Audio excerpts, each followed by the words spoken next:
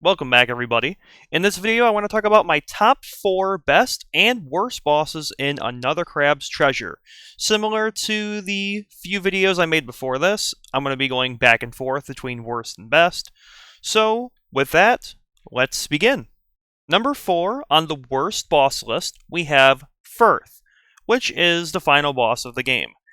There is only one reason why this boss is on my worst bosses list, and it's not because Firth is hard or anything. In fact, it's actually the opposite. Firth was very easy to beat. For a final boss and all the build-up throughout the game, I was actually expecting quite a challenge when the fight began. Unfortunately, though, the boss felt a little bit underwhelming, in my opinion. Number 4 on the best bosses list, we have Pradubia. This boss was a lot of fun to fight, and I really loved how it made me feel like I was fighting the Deacons of the Deep in Dark Souls 3 or Renala in Elden Ring. The visuals were so cool to see while fighting, and this boss fight was just great in pretty much every way. The second phase was a twist I haven't experienced in a Souls-like game before either. You're required to just wait out the boss's health as it slowly drains as it attacks you. Number 3 on the worst list, we have Roland. This is a fun fight overall, however, he makes this list due to his very delayed timing between attacks. It's extremely hard to coordinate when his attack will connect, as it's not very consistent at all.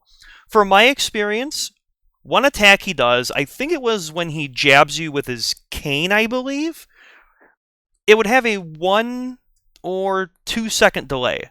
And then at another point, he would do that exact same attack, but there would be next to no delay in attacking. If this wasn't an issue, it would be on my best boss list, as this arena themed around a giant pinball machine is incredible.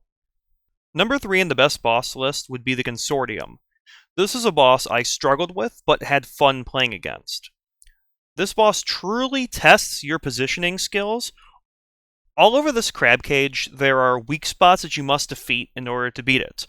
Think of those egg sacs on the Cursed Tree or the shackles on Wolnir in Dark Souls 3. Destroying these weak spots is really the only way to beat this boss.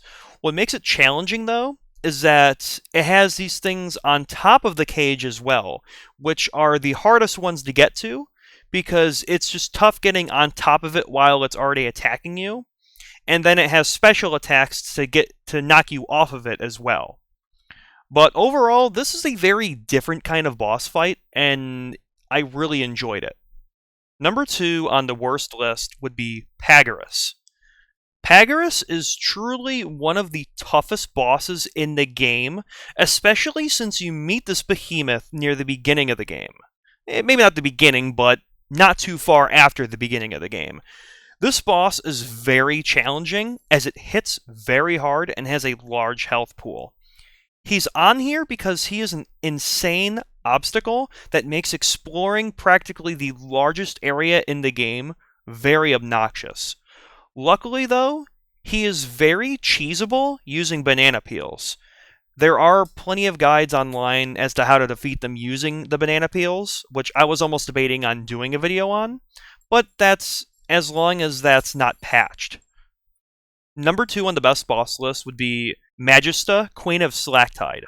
This is a fairly early boss in the game that is a true challenge.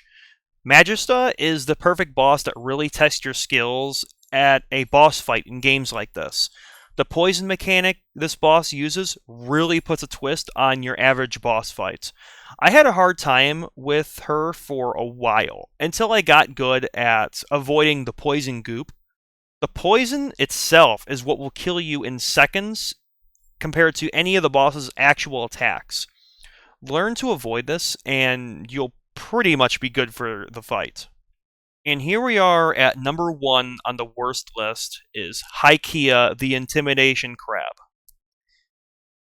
Finally, on the worst list, this is the biggest pain for me. This crab was nuts. Absolutely nuts. I struggled so much on this boss for some reason. It took me almost an entire day to beat him. From when I played, there were no cheese methods for Hykia, so you better be prepared to be aggressive and stay on top of those dodges. He also uses an intimidation shell, hence his full name, which will fear you if you aren't hiding when he pops out with it. Other than how difficult this boss was for me, he's an extremely cool boss fight with a good concept, and he's extremely fair. It's just very, very challenging. He is the only enemy in the entire game that I got so frustrated with, I said, screw it, pull out the gun ability. Although I do want to play this boss again and beat him legitimately, because once again, he's the only boss that I couldn't do that with, and I feel like I can do it. And here we are. Number 1 on the best list is Kamsha, or however you're supposed to say the name. Kamsha was quite a treat to fight, and is definitely my favorite boss in the game. Start off fighting this cracked, dead shell of a crab using what looks like a toilet brush. It then surprises you with a second phase after defeating it, thinking that it was all over with. What's inside the shell is the true boss battle. Kamsha in the second phase, I think, is one of the more creepy looking enemies in the game, as it is a very fleshy, no shell having crab that has a very intimidating looking face. Maybe it's due to it having dentures in its mouth. Seeing an animal with teeth that belongs to a human makes this boss very memorable on a visual level. The attacks it uses are pretty crazy as well. And with that, that was my top 4 best and worst bosses that I fought in Another Crab's Treasure. I hope you guys enjoyed this video. Let me know in the comments which bosses you liked and didn't like. If you enjoyed, be sure to leave a like and subscribe. And thank you for watching.